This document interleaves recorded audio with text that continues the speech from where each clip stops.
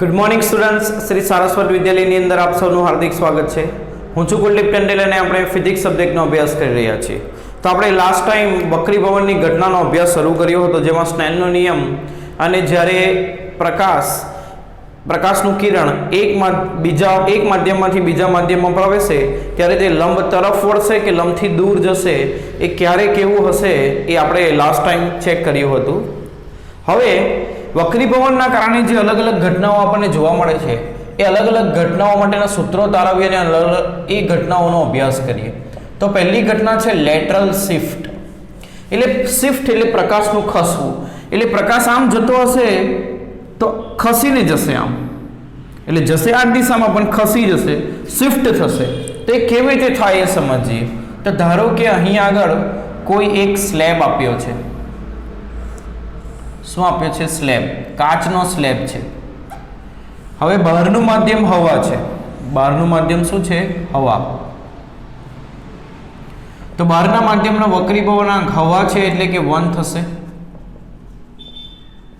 અને આ કાચ છે. તો કાચનો વક્રીભવનાંક કઈ થશે? n. જ્યારે પ્રકાશને આના ઉપર આ રીતે આપાત કરીએ ત્યારે શું થશે? તો અહીં આગળ આ જે સપાટી છે બે માધ્યમને જુદી પાડે છે. બહાર હવા છે, અંદર કાચ છે. તો પ્રકાશ આ જે પોતાની મૂળ દિશા છે, સમજો આ પ્રકાશની મૂળ દિશા છે, એના કરતાં વાંકો વળશે. કઈ બાજુ વાંકો વળશે? તો પ્રકાશ ક્યાંથી ક્યાં આવે છે? હવામાંથી કાચમાં. એટલે પાતળા માધ્યમમાંથી ઘટ માધ્યમમાં આવે છે. એટલે પાતળામાંથી ઘટમાં આવશે તો લંબ તરફ વળશે. એટલે આ સપાટીને દોરેલો લંબ છે એના તરફ પ્રકાશ વળે એટલે પ્રકાશ આ બાજુ વળશે, અહીં આવશે. બરાબર, સમજો. ધારો કે અહીંયા આપાત કોણ I છે અને આ વક્રીભૂત કોણ R છે. હવે તમે જુઓ તો આ I હોય તો આ પણ I થાય, એટલે આ આખો ખૂણો થશે I. આખો ખૂણો કેટલો હશે? I. બરાબર. તો આ જે વચ્ચેનો ખૂણો છે, ફરીથી એને સરસ રીતે ડ્રો કરવું પડશે તમને સમજાવવા માટે. આ પ્રકાશની મૂળ દિશા છે. પ્રકાશ આમ વાંકો થઈને અહીં આવ્યો. તો આ વક્રીભૂત કોણ R, આ ટોટલ ખૂણો થશે તમારો I. તો આ જે ખૂણો છે એ કેટલો મળશે? I minus R. આ ખૂણો કેટલો મળશે? I minus R. બરાબર. હવે અહીં આગળ પ્રકાશ આપાત થયો તો આ કાચ છે ને આ હવા છે, એટલે ફરી પાછું બે માધ્યમને જુદી પડતી સપાટી આવી. તો અહીં પણ શું થશે? પ્રકાશનું વક્રીભવન થશે. પરંતુ પ્રકાશ કઈ બાજુ જશે? તો હવે કાચમાંથી હવામાં આવે છે, એટલે ઘટમાંથી પાતળામાં આવે તો લંબથી દૂર જાય. એટલે ખરેખર તે આ દિશામાં જવો જોઈએ, પણ લંબથી દૂર જશે એટલે આમ જશે. તો આ જુઓ, એની મૂળ પ્રકાશની દિશા આ હતી, એ જ દિશામાં પ્રકાશ ગયો, પરંતુ આટલો શિફ્ટ થઈને ગયો. એટલે પ્રકાશ આ દિશામાં જવો જોઈએ પણ આટલો શિફ્ટ થઈને ગયો. તો આ જે શિફ્ટિંગ છે એને કહેવાય લેટરલ શિફ્ટ. એને x વડે દર્શાવી. ખ્યાલ આવ્યો? એટલે પ્રકાશને અહીં ટોર્ચનો પ્રકાશ આપણે અહીં આપાત કર્યો તો જશે આ જ દિશામાં, પરંતુ આટલો ખસીને જશે. તો આ જે શિફ્ટ થઈને જાય છે એને કહેવાય લેટરલ શિફ્ટ. તો આ લેટરલ શિફ્ટ x નું સૂત્ર આપણે યાદ રાખશું. એને તારવીએ આપણે પહેલા. બરાબર. તો અહીં આગળ આ સ્લેબની જે જાડાઈ છે એને T લઈ લો. એને શું લઈ લો? T. સ્લેબની જાડાઈ.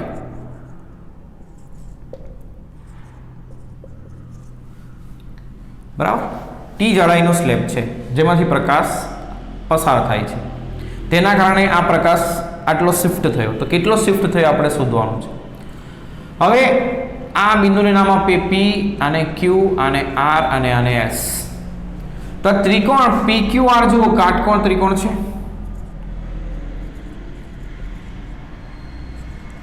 તો કાટકોણ ત્રિકોણ હોય તો આ ખૂણા માટે ધારો કે હું લખું sin θ. તો sin I માઇનસ R શું થશે? સામેની બાજુ x ભાગ્યા કર્ણ PQ. સામેની બાજુ x ભાગ્યા કર્ણ PQ. તો આના ઉપરથી x બરાબર થશે sin I minus R into PQ. સમીકરણ નંબર 1. હવે આ ત્રિકોણ જુઓ PSQ અથવા તો PQS એ પણ કાટકોણ ત્રિકોણ છે. તો ત્રિકોણ PQS માં ધારો કે હું લખું sin cos r, આ ખૂણો r છે તો cos r લખું તો સામેની બાજુ cos થીટા બરાબર શું લખાય? પાસેની બાજુ ભાગ્યા કર્ણ. જો ત્રિકોણ ના સમજાય તો અહીંથી ફરી પાછા દોરું. આ રીતનો ત્રિકોણ હતો આ PRQ, જેમાં આ x હતું અને આ ખૂણો હતો I - r. જ્યારે અહીં આગળ આ પ્રકારનો ત્રિકોણ લઈએ PSQ તો એમાં આ બાજુની લંબાઈ એટલે સ્લેબની જાડાઈ અને આ છે PQ અને આ ખૂણો છે r. તો એમાં cos r લખો તો શું લખાશે? પાસેની બાજુ PS ભાગ્યા કર્ણ PQ. તો આના પરથી PQ બરાબર PS કેટલું છે? T ભાગ્યા cos r આવું થશે. સમીકરણ નંબર 2. તો સમીકરણ 1 માં PQ ની કિંમત મૂકતા શું થશે? લેટરલ શિફ્ટ x બરાબર sin I - r અને PQ બરાબર શું છે? T ભાગ્યા cos r. એટલે આ સૂત્ર થયું લેટરલ શિફ્ટ નું, T sin I - r divide by cos r. એટલે જ્યાં આગળ પ્રકાશ આપાત થયો તેનો આપાત કોણ I, વક્રીભૂત કોણ r, એ બે ખબર હોય અને સ્લેબની જાડાઈ ખબર હોય તો કેટલું પ્રકાશ શિફ્ટ થઈને જશે એ તમે શોધી શકો. એ પ્રકાશ પોતાની મૂળ દિશામાં જ જાય છે પરંતુ આટલો શિફ્ટ થઈને જાય છે. આપણે યાદ રાખીશું. ચાલો, તો આ એક ઘટના થઈ. કઈ? Lateral shift. બીજી ઘટના જોઈએ, આભાસી ઊંડાઈ અને સાચી ઊંડાઈ, અને આભાસી ઊંચાઈ અને સાચી ઊંચાઈ.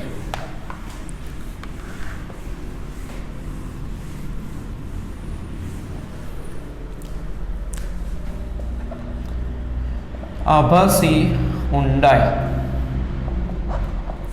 ધારો કે આ તળાવ છે. આ શું છે? તળાવ. એમાં ધારો કે આ માછલી છે. આ શું છે? માછલી. ધારો કે પાણી ચોખ્ખું હોય અને તમે ઉપરથી એ માછલીને જોશો તો એ તમને ક્યાં દેખાશે એ શોધી. તો માછલી પરથી પ્રકાશના કિરણો તમારી આંખમાં આવશે અને એ જ્યાં ભેગા મળશે એ માછલીનું પ્રતિબિંબ રચશે. એટલે તમારી આંખમાં આવતા કિરણો ક્યાં જાય એના ઉપરથી માછલી ક્યાં દેખાશે એ આપણને ખબર પડશે. તો ધારો કે માછલી ઉપરથી પ્રકાશના કિરણો આ રીતે જાય છે.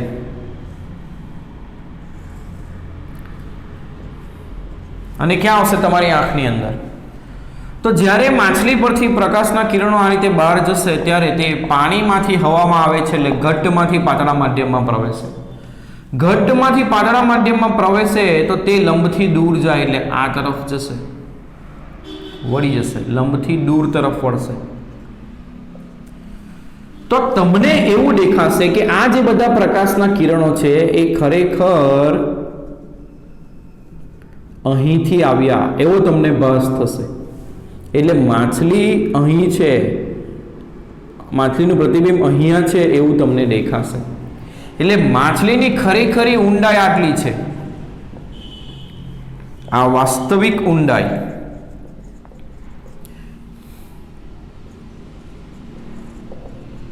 અને આ અથવા તો વાસ્તવિક ઊંડાઈને HO લખીએ. O એટલે વસ્તુ, વસ્તુ એટલે ઓબ્જેક્ટ, અને આ એટલે ઇમેજ, ઇમેજ એટલે પ્રતિબિંબ. આને કહેવાશે આભાસી ઊંડાઈ. હવે બહાર જે છે તે હવા છે અથવા કોઈ પણ માધ્યમ છે જેનો વક્રી ભવનાંક n1 છે અને અંદર જે છે તે પાણી છે. તો પાણીનો વક્રી ભવનાંક ધારો કે n2 છે, નિરપેક્ષ વક્રી ભવનાંક. તો આ આભાસી ઊંડાઈ કેવી રીતે શોધવી એ શીખીએ. એના માટે એક બીજો કેસ લઈએ, આ જ વસ્તુ જોઈએ. ધારો કે આ માછલી અહીંયા છે અને તમે એમાંથી પ્રકાશનું કિરણ, ધારો કે પ્રકાશનું કિરણ આ રીતે આવે છે. હવે ઘટ્ટ માધ્યમમાંથી પ્રકાશનું કિરણ પાતળા માધ્યમમાં જાય એટલે લંબથી દૂર જશે એટલે આમ આવશે.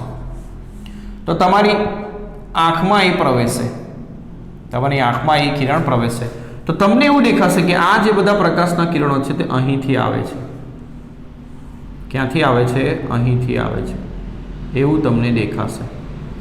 બરાબર. તો આ માધ્યમ છે n2, n1 અને આ માધ્યમ છે N2 એનો વક્રી ભવનાંક. આ ખૂણાને ધારો કે આપણે કહીએ θ1 અને આ વક્રીભૂત કોણ એને આ ખરેખર પ્રકાશનો આપાત કોણ થયો લંબ સાથે બનાવેલો ખૂણો એને θ2 લખ્યું, વક્રીભૂત કોણને θ1 લખ્યું. બરાબર. ચાલો હવે એક વસ્તુ સમજો તમે,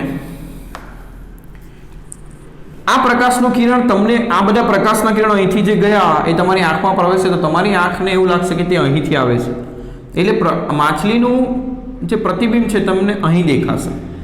એટલે માછલીની ખરી ઊંડાઈ એ HO આ છે અને આ બે આકૃતિઓ અલગ છે એટલે આને અલગ જ રાખીએ આ રીતે. અહીંથી બે અલગ ભાગ છે, આ ભાગ ને આ ભાગ અલગ છે અને પ્રતિબિંબની ઊંડાઈ એ HI છે આ. બરાબર. હવે આની અંદર આ જુઓ Z બને છે અથવા તો આ બે રેખા સમાંતર છે તેને આ છેદે છે તો અહીંની ખૂણો અને અહીંનો ખૂણો સરખો થશે એટલે આ θ2 થશે. આ કેટલું થશે? θ2 થશે. બરાબર. હવે આની અંદર સ્નેલનો નિયમ વાપરીએ તો સ્નેલના નિયમ પરથી કોના પરથી? સ્નેલના નિયમ પરથી શું લખાશે? તો N2 sin θ2 બરાબર N1 sin θ1 માધ્યમ અને તેનો ખૂણો, માધ્યમ અને તેનો ખૂણોનો સાઇન. તો N2 sin θ2 બરાબર N1 sin θ1 લખાય. જો θ1 અને θ2 નાના હોય, ખૂણા નાના હોય તો તમે sin θ ને એપ્રોક્સિમેટ tan θ લખી શકો. એટલે તમે N2 sin θ2 ને tan θ2 લખી શકો અને sin θ1 ને tan θ1 લખી શકો. બરાબર.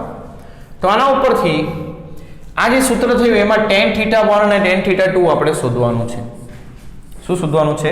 tan θ1 અને tan θ2. તો કેવી રીતે શોધીશું? તો જુઓ, આ ત્રિકોણને નામ આપીએ અલગ અલગ PQR. આ ત્રિકોણ PQR માં જુઓ, ત્રિકોણ PQR માં આ ત્રિકોણ PQR છે આ પ્રકારનો. એમાં આ ખૂણો કેટલો છે? θ2. તો આમાં tan θ2 લખો તો શું લખાશે? સામેની બાજુ ભાગ્યા પાસેની બાજુ એટલે RQ ભાગ્યા PR. PR શું છે? P થી R HO વસ્તુની ઊંડાઈ. તો PR બરાબર વસ્તુની ઊંડાઈ મૂકીએ, RQ ને RQ રાખીએ અને વસ્તુની ઊંડાઈ HO. આ tan θ2 નું સૂત્ર આવ્યું. આવી જ રીતે tan θ1 નું સૂત્ર લાવવાનું છે તો કેવી રીતે લાવશું? ત્રિકોણ કોઈ કન્સિડર કરવો પડશે. હવે એના માટે બંનેમાં RQ ઇન્ક્લુડ થાય એવો ત્રિકોણ આપણે લેવાનો છે તો કેવી રીતે લઈશું? તો આ ખૂણો છે θ1. હવે સમજો, આ પ્રમાણે આ ખૂણો છે θ1. બરાબર. હવે અહીંયા આગળ આ છે સપાટીને દોરેલો લંબ, આ છે સપાટીને દોરેલો લંબ એટલે આ લંબ 90 ડિગ્રી બનાવે ખૂણો. તો આ ખૂણો જે ખરો એ કેટલો થાય? 90 - θ1 થાય. હવે આ ખૂણો 90 - θ1 હોય તો એની સામેનો ખૂણો પણ કેટલો થશે? 90 - θ1. હવે આ ત્રિકોણ જુઓ તમે SQR, એમાં આ 90 અને આ 90 - θ1 તો આ ખૂણો કેટલો થાય? θ1 થાય. બરાબર. તો ત્રિકોણ SQR માં SQR ત્રિકોણ કેવો છે? આ પ્રમાણેનો છે SQR, જેમાં આ ખૂણો છે કેટલો? θ1. તો tan θ1 લખો તો શું લખાશે? સામેની બાજુ એટલે RQ ભાગ્યા પાસેની બાજુ એટલે RS. RS બરાબર શું છે? HI પ્રતિબિંબની ઊંડાઈ. તો સમીકરણ 1 પરથી 1 માં આની કિંમતો મૂકીએ તો N2 tan θ2 બરાબર મૂકશું આપણે RQ ભાગ્યા HO બરાબર N1 tan θ1 આપણે મૂકીશું કેટલું? tan θ1 બરાબર RQ ભાગ્યા HI. તો RQ કેન્સલ, ભાગી દો બંને બાજુ. તો N2 ભાગ્યા N1 બરાબર HO ભાગ્યા HI અથવા તો HI ભાગ્યા HO લખો તો N1 ભાગ્યા N2 આ રીતે લખાશે. હવે આને યાદ કેવી રીતે રાખશું? તો આભાસી ઊંડાઈ ભાગ્યા વસ્તુની વાસ્તવિક ઊંડાઈ બરાબર આભાસી ઊંડાઈ ભાગ્યા વસ્તુની ઊંડાઈ બરાબર n1 શું છે તો જ્યાં અવલોકનકાર છે તે માધ્યમ એટલે અવલોકનકારનું માધ્યમ ના વક્રીભવનાંક અવલોકનકારના માધ્યમનો વક્રીભવનાંક અને n2 શું છે તો જ્યાં વસ્તુ છે તેનો વક્રીભવનાંક એટલે n અવલોકનકાર ભાગ્યા n વસ્તુ કરશું તો આપણને આ બેનો સંબંધ મળશે એટલે વાસ્તવિક ઊંડાઈ ખબર હશે તો આભાસી ઊંડાઈ કેટલી તે આપણને ખબર પડશે એટલે ઘણી વખત તમે જુઓ તો તળાવમાં કે ગમે ત્યાં પાણી ઊંડું હોય પણ તમને દેખાય ક્યાં કે ઓછી ઊંડાઈ દેખાય એટલે તમે પગ મૂકવા જાઓ ત્યારે ખબર પડે કે ઊંડાઈ વધુ હતી એટલે જે તળિયું છે તે તમને ઉપર ખસેલું દેખાય બરાબર તો કેટલું શિફ્ટ થયેલું આ તળિયું કેટલું શિફ્ટ થયું એ શોધવું હોય તો તમે શું શોધી શકો આ શિફ્ટિંગ થયું માછલી અહીંથી અહીં ખસેલી દેખાય છે તો કેટલી ખસેલી હોય તો HO માઇનસ HI કરો તો તમને આ મળે એટલે શિફ્ટિંગ પણ તમે આના ઉપરથી શોધી શકો કે ઊંડાઈ કેટલી શિફ્ટ થઈ બરાબર તો આ સૂત્ર આપણે યાદ રાખીશું અને આ તારવણી આપણે કરીશું થિયરીમાં બરાબર એ જ રીતે આભાસી ઊંચાઈ જેવી ઊંડાઈ તેવી જ ઊંચાઈ હવે એ પણ ટોપિક આના જેવો સિમિલર છે એટલે તારવણી આના જેવી જ આવશે એટલે તારવીએ નહીં પણ સૂત્ર આના ઉપરથી લખીએ તો જો આમાં શું થશે તો ધારો કે અંદર માછલી તમને જુએ છે તમે અહીં ઊભા છો આ તમારી વાસ્તવિક ઊંચાઈ એટલે વસ્તુની ઊંચાઈ HO છે તમારામાંથી પ્રકાશ અહીં આવશે પ્રકાશ ક્યાં જાય છે હવે હવામાંથી પાણીમાં એટલે પાતળામાંથી ઘટમાં એટલે ક્યાં જશે લંબ તરફ વળશે એટલે પ્રકાશ આમ વળીને અહીં આવશે તો અહીં રહેલી માછલીની આંખમાં પ્રકાશ જશે પરંતુ માછલીને શું દેખાશે તો કે આ પ્રકાશ ખરેખર અહીંથી આવ્યો એટલે આ જે પ્રકાશ તમારા ઉપરથી અહીં આવે છે તે માછલીને અહીંથી આવતા દેખાશે એટલે તમારું જે પ્રતિબિંબ છે એ માછલીને અહીં જોવા મળશે આટલું મોટું એટલે તમે ઊંચા થઈ ગયા એવું દેખાશે એટલે વાસ્તવિક ઊંચાઈ અને આભાસી ઊંચાઈ અલગ હશે માછલીને ભાસ થશે કે તમારી ઊંચાઈ આટલી છે પણ ખરેખર આટલી જ હશે એટલે તમે વધુ મોટા દેખાશો તો એનો સંબંધ કેવી રીતે લખશું તો આના જ રીતે લખવાનું છે HI ભાગ્યા HO n અવલોકનકાર ભાગ્યા n વસ્તુ તો ચાલો અહીં અવલોકનકાર કોણ છે માછલી એટલે શું લખશું n2 અને વસ્તુ ક્યાં છે વસ્તુ કોણ છે તમે ક્યાં છો ઉપર હવામાં એટલે એનો વક્રીભવનાંક n1 તો આ જ સૂત્ર બંને માટે લાગુ પડશે આભાસી ઊંડાઈ કે ઊંચાઈ બંને માટે બરાબર જ્યાં I લખેલું હોય એ હંમેશા આભાસી એટલે અહીંયા HI આભાસી ઊંચાઈ અને HO વાસ્તવિક ઊંચાઈ ખ્યાલ આવ્યો આ રીતે કરવાનું રહેશે ચાલો તો આ ટોપિક પણ પૂર્ણ થયો નેક્સ્ટ ટોપિક જોઈએ આપણે તો આ એક પછી એક ઘટનાઓ આપણે જોઈ રહ્યા છે વક્રીભવનને લગતી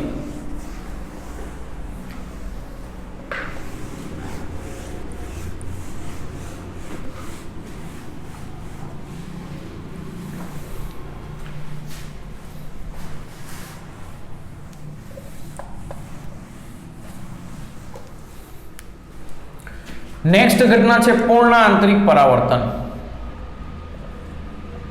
પૂર્ણ આંતરિક પરાવર્તન ધારો કે અહીં આગળ પાણી ભરેલું છે આ ટબમાં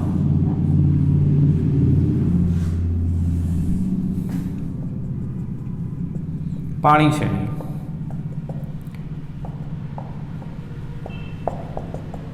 એનો વક્રીભવનાંક લઈ લઈએ n2 બહાર છે હવા એનો વક્રીભવનાંક લઈએ n1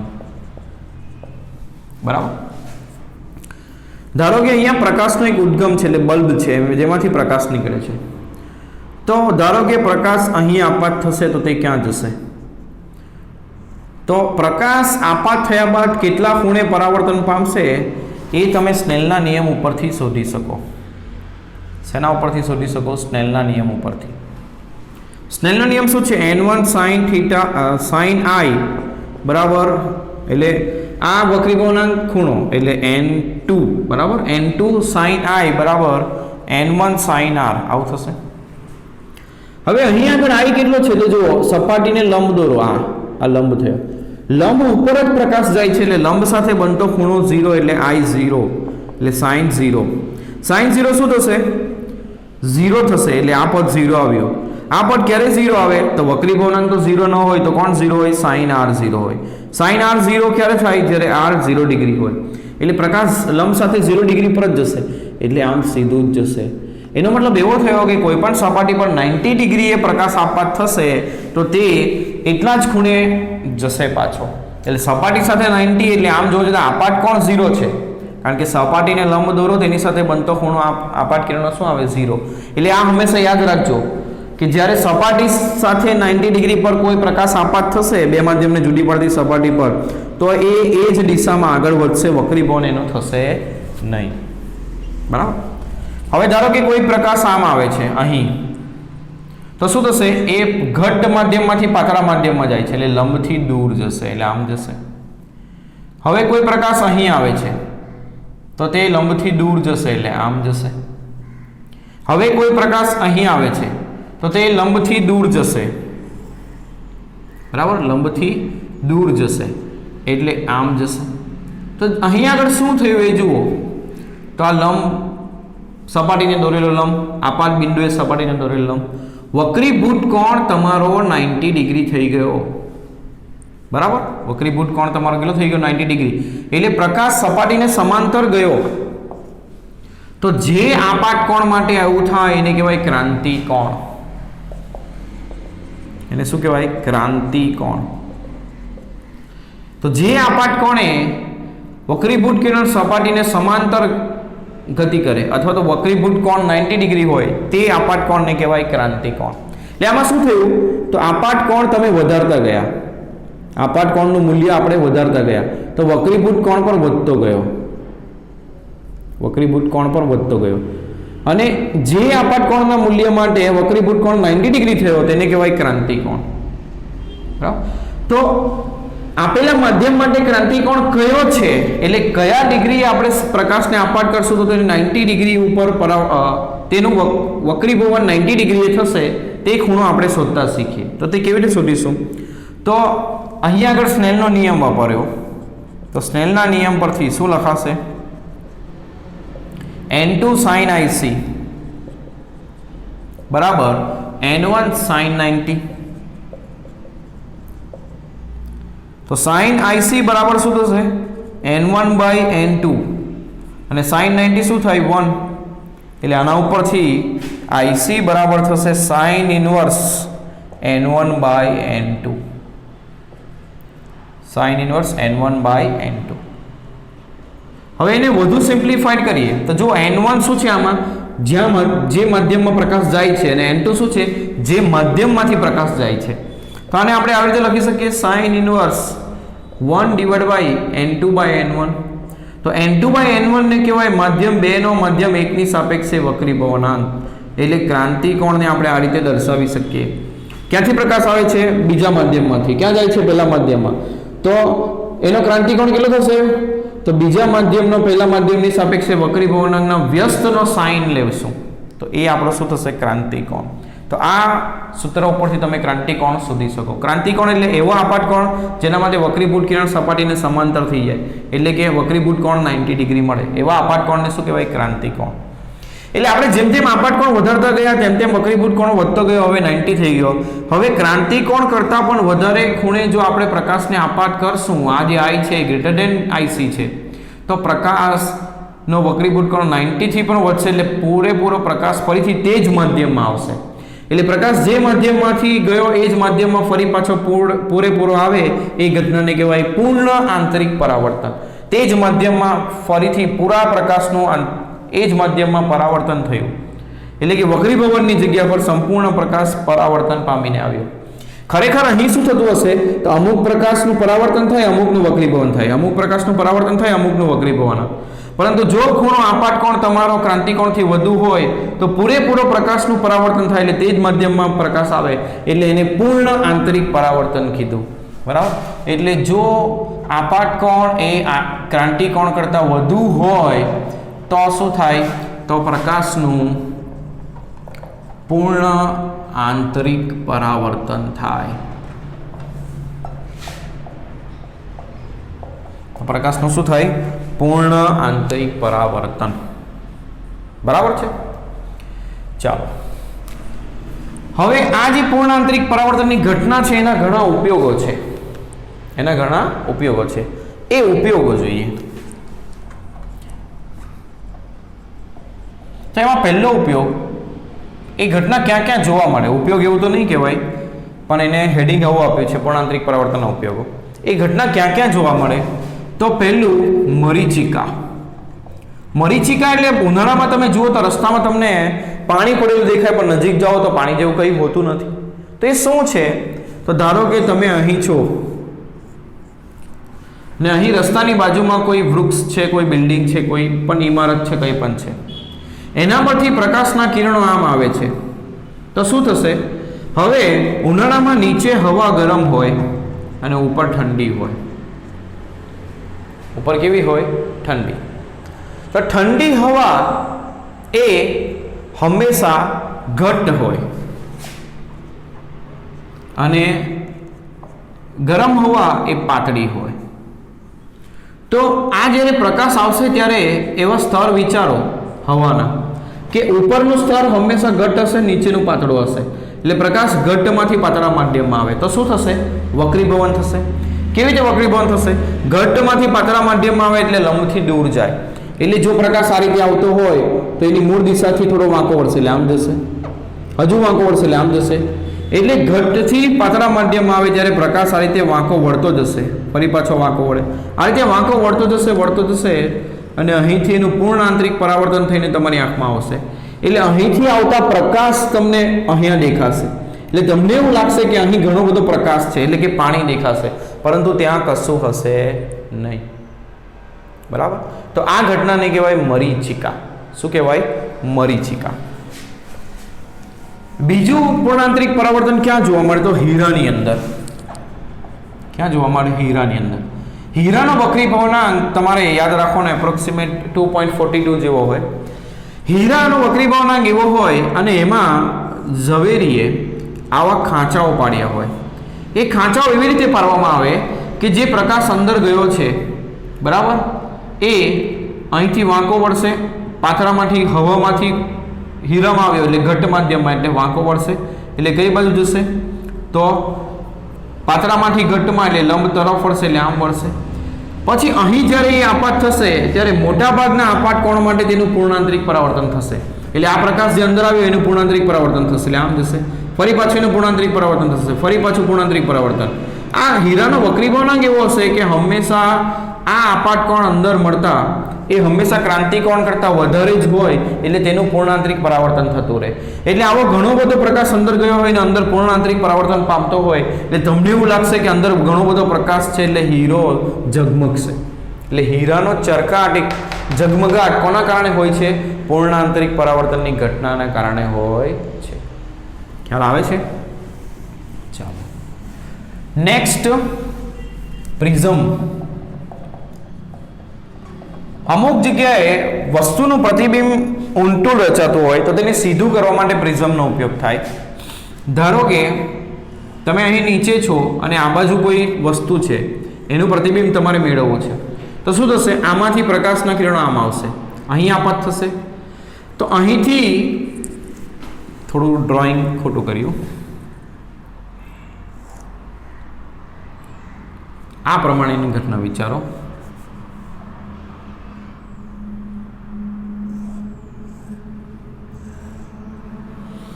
તો અહીં જ્યારે પ્રકાશ આપાત થયો તો કેટલી ડિગ્રી પર આપાત થશે? 45 ડિગ્રી પર. તો એ ફરી પાછો પરાવર્તન પામીને આમ જશે. અહીંયા 90 ડિગ્રી પર આપાત થયો એટલે સીધો જ જશે. એટલે પ્રકાશના કિરણો આ રીતે, તો અહીંથી આવતા પ્રકાશના કિરણો તમે અહીં મેળવી શકો એની અંદર. હવે આ પ્રિઝમનો વક્રીભવનાંક એવો હશે કે ક્રાંતિકોણનું મૂલ્ય એ હંમેશા 45 થી ઓછું હોય, કારણ કે અહીં 45 ડિગ્રીના કોણે પ્રકાશ આપાત થયેલો તેનું પૂર્ણ આંતરિક પરાવર્તન થશે, તો આ જે પ્રકાશ તમને અહીં મળશે. બરાબર? એટલે એનાથી શું થશે? તો કોઈ જગ્યાએ વસ્તુનું ઉલટું પ્રતિબિંબ હોય તો તમે એને સીધું કરી શકો. એટલે આવા ઉપયોગમાં પ્રિઝમનો ઉપયોગ થશે. અથવા તો ઘણી વખત સબમરીનની અંદર બહારની વસ્તુને જોવા માટે આવું ટેલિસ્કોપ વપરાય. એની અંદર અહીં એક પ્રિઝમ મૂક્યો હોય, અહીં એક પ્રિઝમ, એટલે અહીંથી વસ્તુમાંથી જે કિરણો આવે એ અહીંથી પૂર્ણાંતરિક પરાવર્તન પામશે, વસ્તુમાંથી જે કિરણો આવે અહીંથી પૂર્ણાંતરિક પરાવર્તન પામશે, ફરી પાછા અહીં જશે તો અહીંથી પણ પૂર્ણાંતરિક પરાવર્તન પામશે ને અહીં આવશે એટલે તમને અહીં દેખાશે. એટલે બહારની વસ્તુમાંથી આવતા પ્રકાશના કિરણો એ તમારી આંખ સુધી પહોંચશે. આ રીતે બહારની વસ્તુ તમે સબમરીનમાં અંદર રહીને પણ જોઈ શકો. બરાબર, એટલે આવી જગ્યા ઉપર પ્રિઝમનો ઉપયોગ થશે. છેલ્લો ઉપયોગ છે એનો ઓપ્ટિકલ ફાઇબર, ખૂબ જ અગત્યનો ઉપયોગ. તો હવેના સમયમાં બધા લોકો ઇન્ટરનેટ વાપરે છે. હવે બધા યુઝર્સ, હવે જુઓ ઇન્ટરનેટ એટલે શું? ધારો કે મોબાઈલ ઉપર તમે વાત કરો છો તો વિદ્યુત ચુંબકીય તરંગો ટાવર ઉપરથી તમારા મોબાઈલ સુધી આવે છે. તો હવામાંથી આ જે તરંગો પસાર થાય છે એ હવા અમુક જ તરંગ લંબાઈના તરંગોને પસાર કરી શકે, એટલે અમુક જ આવૃત્તિના તરંગોને પસાર કરી શકે, બાકીના પસાર થઈ શકે નહીં. તો ધારો કે હવા એ 100 થી 900 હર્ટ્ઝ સુધીના તરંગોને પસાર કરી શકે, તો 100 થી 900 વચ્ચે જે ગેપ છે 800 હર્ટ્ઝનો, એને કહેવાય એની બેન્ડવિડ્થ. બેન્ડવિડ્થ એટલે જગ્યા, આટલા હર્ટ્ઝના સિગ્નલો મોકલવા માટેની જગ્યા હવામાં છે એવું કહેવાય, એને કહેવાય એની બેન્ડવિડ્થ. બરાબર, આટલી જગ્યા એની અંદર હોય. હવે શું થશે? તો ટાવર ઉપરથી જે હવે બે જણા મોબાઈલ ઉપર વાત કરતા હશે, બંનેને સિગ્નલો મોકલવાના છે. તો ટાવર ઉપરથી કોઈ એક જણને સિગ્નલ 100 હર્ટ્ઝનું મોકલવામાં આવશે ને બીજાને 200 હર્ટ્ઝનું, એટલે સાથે જ હવામાં જ બંને તરંગો જશે પણ બંને મિક્સ થશે નહીં. એટલે આમાં શું થશે? તો કે આ જે જગ્યા છે 800 હર્ટ્ઝની આપણી પાસે, એ એકને 100 હર્ટ્ઝની આપી, બીજાને 100 હર્ટ્ઝની આપી. એટલે આ રીતે એના સિગ્નલો 100 થી 200માં મોકલ્યા, બીજાના 200 થી 300માં, એ 100 હર્ટ્ઝની બધાને જગ્યા આપી. બેન્ડવિડ્થ એટલે એવું સમજો સિગ્નલ મોકલવા માટેની એક અવેલેબલ જગ્યા. બરાબર, તો હવા માટે અમુક લિમિટેશન છે કે વધારે સિગ્નલો તે મોકલી શકે નહીં, પરંતુ ઓપ્ટિકલ ફાઇબર નામનું એક સાધન બનાવવામાં આવ્યું જેની અંદર વધારે સિગ્નલો પણ એકસાથે મોકલી શકાય છે. એટલે કે આપણી પાસે એની બેન્ડવિડ્થ વધારે હશે, બેન્ડવિડ્થ વધારે હશે એટલે ઘણા બધા સિગ્નલો એકસાથે જઈ શકે, એટલે આપણને ઇન્ટરનેટ અને ડેટા ટ્રાન્સફરમાં વધુ સ્પીડ મળી શકે એવી એક રચના બનાવવામાં આવી જેને કહેવાય ઓપ્ટિકલ ફાઇબર. એની અંદર ખરેખર કેવું હોય તો એક બહારનું આવરણ હોય અને એક અંદરનું આવરણ હોય, આવા બે આવરણો હોય. તો બહારનું જે આવરણ છે એને કહેવાય ક્લેડિંગ, એને શું કહેવાય? ક્લેડિંગ. અને અંદરનું જે આવરણ છે એને કહેવાય કોર. હવે આ જે કોર આવરણ છે એ કેવું રાખ્યું હોય તો ટ્રાન્સપરન્ટ, એટલે જેમાંથી પ્રકાશ પસાર થઈ શકે એવું. એટલે અહીં પણ દોરું તો આમ ન દોરી શકાય, પણ આ પ્રકારનું હશે. એનો આડછેદ દોરું તો આ પ્રકારનો મળશે, બહારનું આવરણ અને અંદરનું આવરણ. આ બહારનું આવરણ ક્લેડિંગ, અંદરનું આવરણ કોર. તો અહીંથી શું કરવામાં આવશે? તો હું જે બોલું છું એ માઇક શું કરશે? વિદ્યુત તરંગોમાં એને કન્વર્ટ કરશે, એટલે વિદ્યુત પ્રવાહમાં મારા અવાજના તરંગોને વિદ્યુતમાં કન્વર્ટ કરશે. અને એ વિદ્યુતમાં કન્વર્ટ થયેલા તરંગોને આપણે એલઈડી થી પ્રકાશમાં કન્વર્ટ કરશું. શેમાં કન્વર્ટ કરશું? પ્રકાશમાં. તો એ પ્રકાશ અહીંથી અંદર પ્રવેશે અને અહીં આ જે કોર ક્લેડિંગનું વક્રીભવનાંક છે એ એવો રાખવામાં આવ્યો હશે કે આ પ્રકાશનું હંમેશા અંદર પૂર્ણાંતરિક પરાવર્તન જ થતું રહે. એટલે પૂર્ણ આંતરિક પરાવર્તન પામતો પામતો એ પ્રકાશ અહીં પહોંચશે અને ફરી પાછા પ્રકાશના તરંગોનો આપણે ફોટોડાયોડનો ઉપયોગ કરીને વિદ્યુતમાં રૂપાંતર કરશું અને એને સ્પીકરમાં આપશું. તો મારો જે અવાજ હું અહીં બોલું છું એ દૂરના અંતરે સ્પીકરમાં સંભળાશે. એટલે માઇક અહીં મૂક્યો, માઇક શું કર્યું તો કે અવાજને શેમાં કન્વર્ટ કર્યો? વિદ્યુતમાં. હવે એલઈડી શું કરશે? વિદ્યુતને શેમાં કન્વર્ટ કરશે? પ્રકાશમાં. હવે આ ઓપ્ટિકલ ફાઇબર એવી રચના છે જેની અંદર પ્રકાશનું પૂર્ણાંતરિક પરાવર્તન થતું રહેશે એટલે દૂર સુધી આપણે એને લઈ જઈશું અને ફરી પાછું જે પ્રકાશ મળે છે તેને વિદ્યુતમાં રૂપાંતર કરશું અને તેને સ્પીકરમાં આપશું તો અવાજ સંભળાશે. એટલે મારા અવાજના સિગ્નલ આપણે દૂર સુધી લઈ ગયા તો કમ્યુનિકેશન માટે એટલે કે સંદેશા વ્યવહાર માટે ઓપ્ટિકલ ફાઇબરનો ઉપયોગ કરી શકાય. બરાબર. તો ઓપ્ટિકલ ફાઇબરમાં પણ કોનો ઉપયોગ થાય તો પૂર્ણ આંતરિક પરાવર્તનનો. કેવી રીતે થાય એની ગણતરીઓ કેવી રીતે કરવી એ આપણે નેક્સ્ટ ટાઈમ સમજીશું. બરાબર.